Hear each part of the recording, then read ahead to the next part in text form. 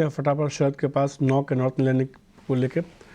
शरद, क्या है 9 के नॉर्थ में खास? आज खास में तो बता दूं, MSCI बहुत एक्शन देने वाला है। स्मॉल कैप में इतने सारे हैं, कम से कम 30 तो नाम है, लेकिन हम कुछ चुनिंदा शेयर्स पकड़ेंगे जहां पे वॉल्यूम्स है, अर्निंग्स है। जी बिल्कुल, और अर्निंग्स है, और इम्पोर्टेंटली ऑफ कोर्स एक इम्पोर्टेंट खबर भी है, एक पैकेजिंग कंपनी है, पर आखिरी में बताऊंगा।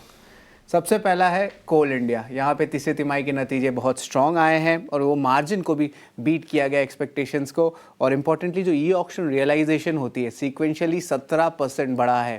दूसरा स्टॉक आशियाना हाउसिंग, शानदार नतीजे देखने मिले हैं और पैट जो है 3 गुना बढ़ चुका है। NCR रिलेटेड जो प्लेयर है ये, यहाँ पे अपसाइकिल की बेनिफिट भी इन्हें देखने मिल सकती है, और इसके अलावा 125 करोड़ रुपए वो जुटाएंगे NCD के जरिए। सेल के वीक सेट ऑफ नंबर्स आए हैं या और एडजस्टेड एबिटा जो है अनुमान से कम आया है, क्योंकि वॉल्यूम्स और हायर कॉस्ट दोनों में जो है इम्पैक्ट पड़ा है। हालांकि रियलाइजेशन में थोड़ी इंप्रूवमेंट ज़रूर आई है। पेटीएम भी फोकस में रहेगा। RBI के गवर्नर ने जो कहा है मार्केट आवर्स के बाद कि कोई फर्दर स्कोप नहीं है कि वो अपनी एक्शन जो ऑलरेडी वो अनाउंस कर चुके हैं पेटीएम पेमेंट्स के ऊपर, उनके बैंक के ऊपर, उस पर कोई चेंज नहीं होगा। हालांकि एक FAQ, एक फ्रीक्वेंटली आस्क्ड क्वेश्चन का एक लिस्ट है, वो जारी किया जाएगा पेमेंट्स पेटीएम बैंक के लिए, और मैक्वारी ने भी जो है भारी डाउनग्रेड किया है आज, तो यहाँ पे जो है स्टॉक में नेगेटिव रिएक्शन भी देखने मिल सकता है। स्मॉल कैप से इसमें 2 स्टॉक्स है जो फोकस में रहेंगे। टाइम टेक्नोप्लास्ट, यहाँ पे दुबई की आम में 50% स्टेक की जो है डिसइन्वेस्टमेंट हुई है $25 मिलियन के लिए, और नॉन कोर एसेट्स में 125 करोड़ रुपए का भी सेल हुआ है। इसके कारण जो बैलेंस शीट होती है इन कंपनियों की, इसमें एक इम्प्रूवमेंट देखने मिलता है।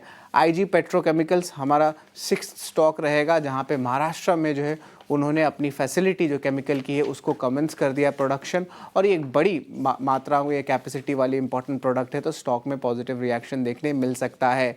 MSCI फोकस में अब रहने वाला है। GMR एयरपोर्ट्स एक सरप्राइज इंक्लूजन कैंडिडेट है MSCI ग्लोबल स्टैंडर्ड इंडेक्स में। नुवामा एक्सपेक्ट कर रहे हैं कि $150 मिलियन का इन्फ्लोज GMR एयरपोर्ट्स में देखने मिल सकता है। और याद रखिए 60 और 70 लेवल्स पे जो है GQG पार्टनर्स ने भी, एक बड़ी FI है, उन्होंने भी हिस्सा लिया है कंपनी में। इसके अलावा MSCI स्मॉल कैप इंडेक्स में जहाँ पे वॉल्यूम्स में बहुत मूवमेंट देखने मिल सकता है, वो एडिशंस आए हैं।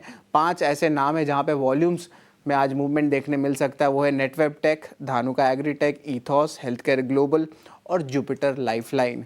तो ये तो 8 स्टॉक्स हमने बता दिए, लेकिन जो हमारा आखिरी स्टॉक है वो है खबर वाला स्टॉक, और मैंने पहले बताया था एक पैकेजिंग कंपनी है जो फोकस में रहेगा, और वो जो पैकेजिंग कंपनी है वो है EPL। पहले हमें इसे SL प्रोपैक बोलते थे, अब इसका नाम EPL हो गया है, और यहाँ पे कंपनी को जो है एक बड़ी क्लाइंट ऑर्डर की साइनिंग देखने मिल सकती है ब्राज़ील के मार्केट में। तो ये एक इम्पॉर्टेंट डेवलपमेंट है जो हमें देखने मिल रहा है खबर के दम पे। तो ये 9 स्टॉक्स अपने रडार में रखिएगा।